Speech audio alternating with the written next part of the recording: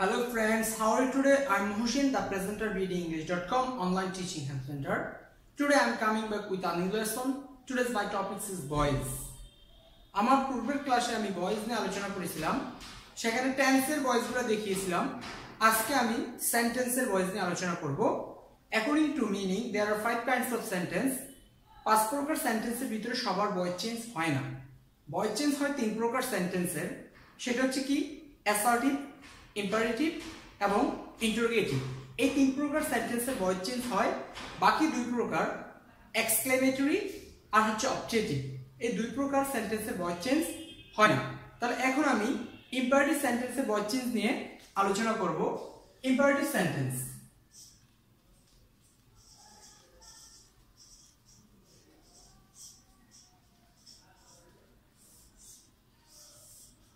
Imperative sentence হচ্ছে যে sentence দ্বারা আদেশ, নির্দেশ, অনুরোধ, উপদেশ ইত্যাদি বোঝানো হয় তাকে বলা হয় কি ইম্পারেটিভ সেন্টেন্স। তাহলে ইম্পারেটিভ সেন্টেন্সের অ্যাক্টিভ থেকে প্যাসিভ করার সময় কি করতে হবে? লেট অথবা লেট নট দিয়ে সেন্টেন্সটিকে শুরু করতে হবে। যদি সেন্টেন্সটি অ্যাফার্মেটিভ হয় তাহলে আমরা লেট দ্বারা শুরু করব, আর যদি সেন্টেন্সটি নেগেটিভ হয় তাহলে লেট নট দ্বারা শুরু করব। যেমন এরপরে থাকবে হচ্ছে অবজেক্ট, অবজেক্টের পরে একটা বি থাকবে, বি এর পরে মূল ভার্বের বি3 থাকবে। যেমন স্ট্রাকচারটা হচ্ছে এরকম,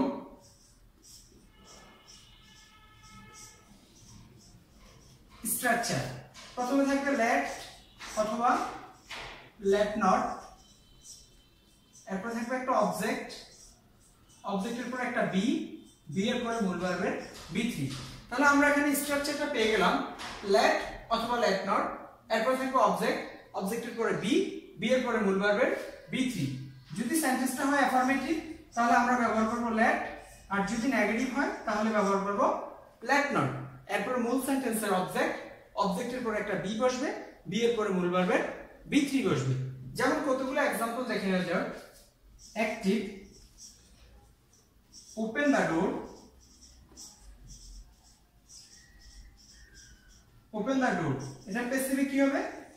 let the door, let the door be open, let the door be open। এই এখানে ওপেন হচ্ছে ভার্ব আর দা ডোর হচ্ছে অবজেক্ট। তাহলে আমি প্রথমে সেন্টেন্সটাতে কি বসালাম? সেন্টেন্সটা হচ্ছে একটা অ্যাফার্মেটিভ সেন্টেন্স, এর জন্য বসালাম লেট, লেট এর পরে হচ্ছে দা ডোর হচ্ছে অবজেক্ট, অবজেক্টের পরে বি, বি এর পরে মূল ভার্বের বি3। তাহলে কি হলো? Open the door, let the door be open। এরকম do the sum, তাহলে কি হবে প্যাসিভে? let the sum, let the sum be done। তাহলে এরকম করে যত ইম্পারেটিভ সেন্টেন্সে আসুক না কেন আমরা সেটাকে কি করতে পারবো? অ্যাক্টিভ থেকে প্যাসিভ করতে পারবো। যেমন change the voice, change the voice. তাহলে এটা কি করব আমরা প্যাসিভে?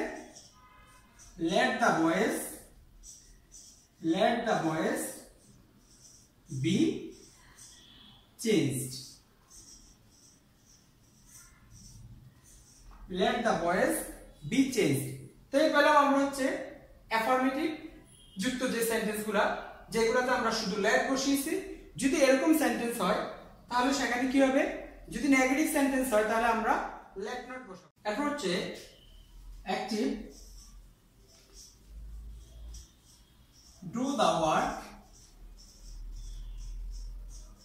do the work। এটার প্যাসিভ কি হবে? let the work, let the work be done। তাহলে দেখা যাচ্ছে যে প্রত্যেকটা অ্যাক্টিভ সেন্টেন্সকে আমরা প্যাসিভ করতেছি। প্রথমে কি বসাচ্ছি? let অথবা let not। যদি সেন্টেন্সটা আসতেছে অ্যাফার্মেটিভ তাহলে বসাচ্ছি let, আর যদি সেন্টেন্সটা হয় নেগেটিভ তাহলে বসাচ্ছি let not। তারপর হচ্ছে অবজেক্ট the work, এখানে অবজেক্ট হচ্ছে the work আর do হচ্ছে মেইন ভার্ব। তো let the work be done। এবার কয়েকটা আমরা নেগেটিভ সেন্টেন্স দেখি। Active, do not laugh at the poor, do not laugh at the poor। তাহলে সেন্টেন্সটা হচ্ছে কি ডু নট, তাহলে এটা কি হবে লেট নট দ্বারা শুরু করতে হবে আর পেসিভে কি হবে let not the poor be laughed at. Let not the poor be laughed at.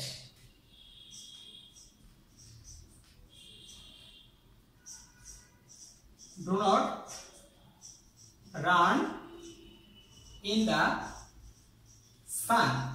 তাহলে এটা যদি আমরা প্র্যাকটিস করি তাহলে কি হবে let not in the sun be run. তাহলে run ran এর হচ্ছে run হচ্ছে ভার্বের V3, তো let not in the sun be run. তাহলে এরকম করে আমরা অ্যাক্টিভ থেকে প্যাসিভ করতে পারি। এটা হচ্ছে একটা ইম্পারেটিভ সেন্টেন্সের ভয়েস। ইম্পারেটিভ সেন্টেন্সের ভয়েসের ক্ষেত্রে আমরা কি ব্যবহার করব প্রথমত স্ট্রাকচারটা হচ্ছে let অথবা let not ব্যবহার করব, এরপরে মেইন সেন্টেন্সে অবজেক্টকে বসাবো, অবজেক্টের পরে বি এর পরে মূল ভার্বের V3। এই হচ্ছে ইম্পারেটিভ সেন্টেন্সের অ্যাক্টিভ থেকে প্যাসিভ করার একটি রুলস। যদি কোনো ইম্পারেটিভ সেন্টেন্সে নেভার শব্দটি উল্লেখ থাকে, নেভার কথাটি উল্লেখ থাকে,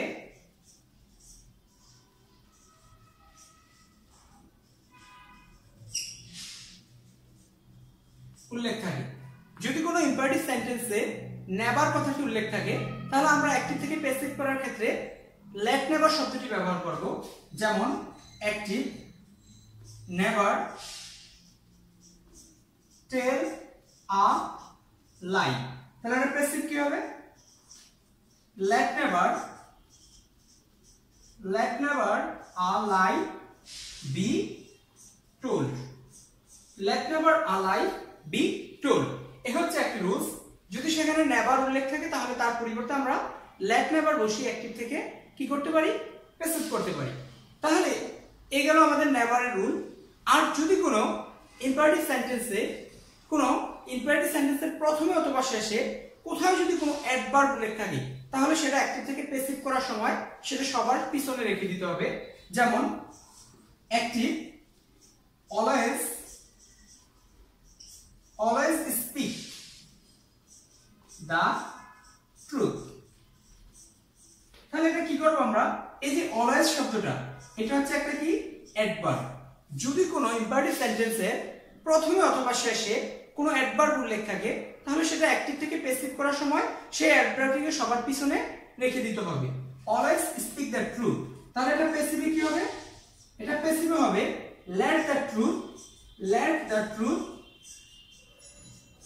let the truth be spoken always. let the truth be spoken always, এই অলওয়েজ শব্দটা আমি কি করলাম সবার পিছনে রেখে দিলাম, কারণ এই অলওয়েজ শব্দটা হচ্ছে একটা অ্যাডভার্ব। আমার কথা ছিল যে যদি কোনো ইম্পারেটিভ সেন্টেন্সের প্রথমে অথবা শেষে কোনো অ্যাডভার্ব থাকে তাহলে সেই অ্যাডভার্বটিকে আমরা অ্যাক্টিভ থেকে প্যাসিভ করার সময় সবার শেষে রেখে দিতে হবে। তো let the truth be spoken always। যদি কোনো ইম্পারেটিভ সেন্টেন্সে let শব্দটি দেওয়া থাকে তাহলে সেখানে নতুন করে let বসানোর প্রয়োজন নেই, সেখানে ডাবল let হবে না, সেখানে একটা let দিয়ে কাজ করতে হবে যদি কোনো সেন্টেন্সে let দেওয়াই থাকে। আর let এর পরে যদি কোনো ব্যক্তিবাচক অবজেক্ট থাকে যেমন মি থাকে তাহলে সেই মিটাকে আমরা একটা বাই যোগে সবার শেষে রেখে দিতে হবে। যেমন एग्जांपल হচ্ছে active let me write a letter, তাহলে এটা কি হবে এই হচ্ছে let দেওয়াই ছিল এখানে।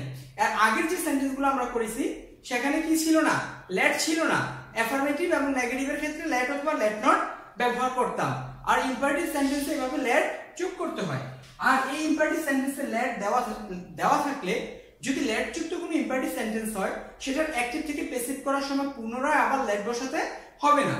তাহলে let এর পরে যদি কোনো ব্যক্তিবাচক অবজেক্ট থাকে, এই মি হচ্ছে এখানে একটা ব্যক্তিবাচক অবজেক্ট আমাকে, তা let me write a letter, তাহলে এটা কি হবে passive let a letter be written by me. এই মিটা সবার শেষে আমরা কি করব, let a letter be written by me। তাহলে এরকম আরেকটা সেন্টেন্স দেখি আমরা, active, let me have a cup of tea। let me have a cup of tea, তাহলে এটা আমরা কি করব, প্যাসিভ করব। let, এখানে অবজেক্ট হচ্ছে a cup of tea, let a cup of tea be had by me। এই মিটাকে আমরা পিছনে নিয়ে যাব। তাহলে দুটো সেন্টেন্স আমরা দেখতে পেলাম যে let যুক্ত আছে আর অতিরিক্ত আমরা let বসাইনি। এই যে let দেওয়া আছে সেটা দিয়ে আমাকে কি করতে হবে, চেঞ্জ করতে হবে। আর let এর পরে যে ব্যক্তিবাচক অবজেক্টগুলো থাকবে সেই অবজেক্টগুলো সবার শেষে রেখে দিতে হবে। তাহলে let me write a letter, তাহলে কি হলো, let a letter be written by me। আর হচ্ছে let me have a cup of tea, তো let a cup of tea be had by me। এই হচ্ছে অ্যাক্টিভ থেকে প্যাসিভ যদি let দেওয়া থাকে। যদি কোনো ইম্পারেটিভ সেন্টেন্সে may, might, can, could, must, ought to, going to এই শব্দগুলো দেওয়া থাকে, তাহলে যদি কি বললাম, may, might, can, could, ought to, going to, must. যদি কোন ইম্পারেটিভ সেন্টেন্সে may, might, can, could, must, ought to, going to এই শব্দগুলো দেওয়া থাকে, তাহলে এগুলোর পরে একটা বি বসবে, বি এর পরে মূল ভার্বের বি3 বসিয়ে অ্যাক্টিভ থেকে প্যাসিভ করতে হয়। তাহলে স্ট্রাকচারটা হচ্ছে এরকম হবে, মে, মাইট, ক্যান, কুড এই শব্দগুলোর পরে একটা বি বসবে, বি এর পরে সবসময় মূল ভার্বের বি3 বসবে, বি3 এর পরে কি হবে, বাকি অংশটা হবে। যেমন কতগুলো एग्जांपल দেওয়া যায়,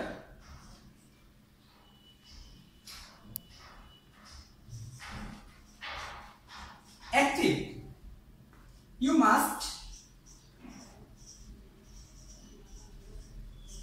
must do the work। তাহলে এখানে কি আছে, মাস্ট শব্দটি উল্লেখ আছে। তাহলে আমার কথা ছিল যে সেন্টেন্সে may, might, can, could, must, ought to, will to এই শব্দগুলো উল্লেখ থাকবে, তাহলে এগুলোর পরে একটা বি বসবে, বি এর পরে মূল ভার্বের বি3 বসবে। যেমন you must do the work, এটার প্যাসিভ হবে কি, the work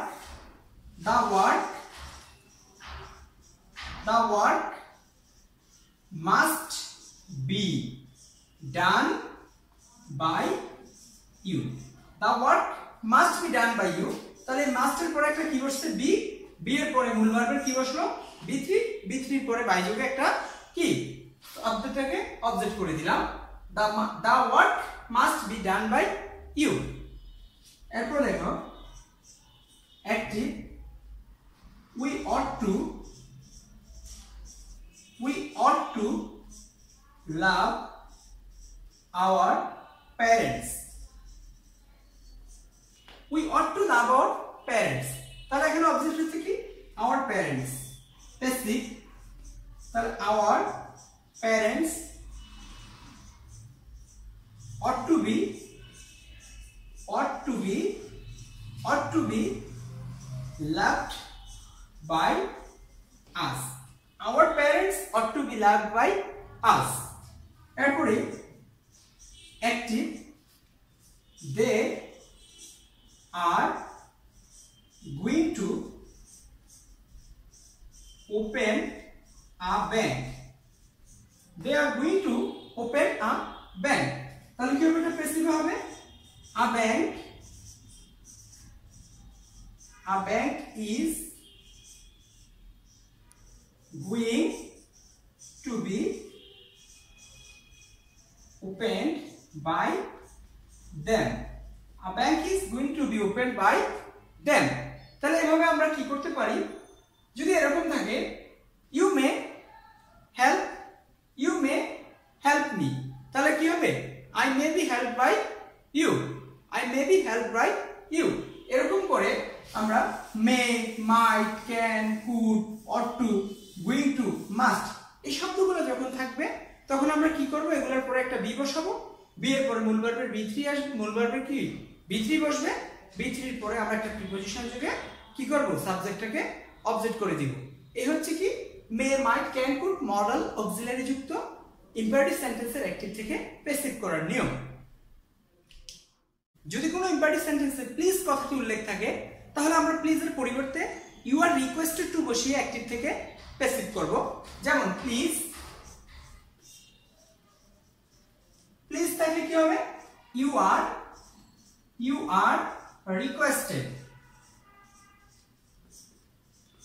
to, you are requested to বসিয়ে আমরা অ্যাক্টিভ থেকে প্যাসিভ করব। যেমন একটা উদাহরণ দেওয়া যাক, active please, please come here, তাহলে এটার পরিবর্তে কি হবে, প্যাসিভ হবে। এই প্লিজ শব্দের পরিবর্তে আমরা বসাবো you are requested, you are requested to come here. এই ধরনের সেন্টেন্সে অবজেক্টকে সাবজেক্ট, সাবজেক্টকে অবজেক্টে পরিণত করতে হবে না। এটা কি স্পেসিফিক কিছু রুলস আছে, যেমন প্লিজ এর জন্য আমরা কি বসালাম, ইউ আর রিকোয়েস্টেড টু। কিন্তু যদি কোনো সেন্টেন্সে ডু নট থাকে তাহলে সেখানে কি হবে, নট টু। ডু নট থাকলে নট টু বসাতে হবে। যেমন অ্যাক্টিভে please, please do not quarrel, please do not quarrel. এই ডু নট থাকলে ডু নটের পরিবর্তে আমরা কি বসাবো, নট টু বসাবো, তাহলে বাকিটা ঠিক থাকবে। তাহলে কি হবে, এখানে প্লিজ এর পরিবর্তে you are requested, you are requested not to quarrel, you are requested not to quarrel. তাহলে আমরা কি বসালাম, দেখলাম যে প্লিজ থাকলে আমরা কি বসাবো, ইউ আর রিকোয়েস্টেড, আর যদি প্লিজ যুক্ত সেন্টেন্সে ডু নট থাকে তাহলে আমরা নট টু বসাবো। এই বসে কি করব, অ্যাক্টিভ থেকে প্যাসিভ করব। যেমন প্লিজ কাম হিয়ার, তাহলে কি you are requested not to, you are requested to come here. আর please do not quarrel, you are requested not to quarrel. তোমাকে অনুরোধ করা হলো যে ঝগড়া না করার জন্য। তাহলে এইভাবে আমরা ইম্পারেটিভ সেন্টেন্সের অ্যাক্টিভ থেকে প্যাসিভ করতে পারি। তো প্রথমত আমি ইম্পারেটিভ সেন্টেন্সের যে জিনিসগুলো নিয়ে আলোচনা করেছি সেটা হচ্ছে কি, প্রথম সিম্পল জিনিসগুলো ছিল, সেখানে আমার কি ছিল, একটা কি বসাবো, লেট অথবা লেট নট বসাবো। যদি সেন্টেন্সটা হয় অ্যাফার্মেটিভ তাহলে আমরা লেট দিয়ে শুরু করব, আর যদি সেন্টেন্সটা হয় নেগেটিভ তাহলে আমরা লেট নট দিয়ে শুরু করব। এরপর আমরা কি বসিয়েছি, একটা অবজেক্ট, অবজেক্টের পরে কি একটা বি বসিয়েছিলাম, বি এর পরে মূল ভার্বের বি3, এই গেছে একটা রুল।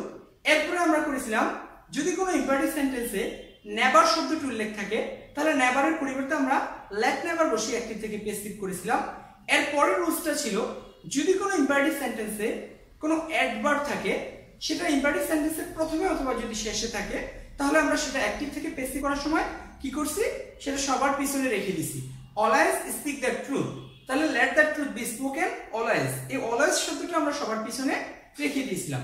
এরপরের রুলসটা ছিল আমাদের মডেল অক্সিলারি যুক্ত যে ইম্পারেটিভ সেন্টেন্সগুলো, যেমন may, might, can, could, must, or to, going to, এই শব্দগুলো যুক্ত যদি কোনো ইম্পারেটিভ সেন্টেন্স আমরা পাই তাহলে এগুলোর পরে একটা বি বসবে, বি এর পরে মূল ভার্বের বি3 বসবে, এরপরে কি এক্সটেনশন অফ সেন্টেন্স। এবং সর্বশেষ রুলস ছিল কি, যদি কোনো ইম্পারেটিভ সেন্টেন্সে প্লিজ শব্দটি উল্লেখ থাকে তাহলে আমরা সেটাকে কি বসিয়েছিলাম, প্লিজ এর পরিবর্তে ইউ আর রিকোয়েস্টেড টু। আর যদি প্লিজ যুক্ত সেন্টেন্সে ডু নট থাকে অথবা নেগেটিভ হয় তাহলে সেখানে আমরা কি বসাবো, নট টু বসাবো। Please do not quarrel, you are requested not to quarrel. এই ছিল আমার কি ইম্পারেটিভ সেন্টেন্সের অ্যাক্টিভ থেকে প্যাসিভ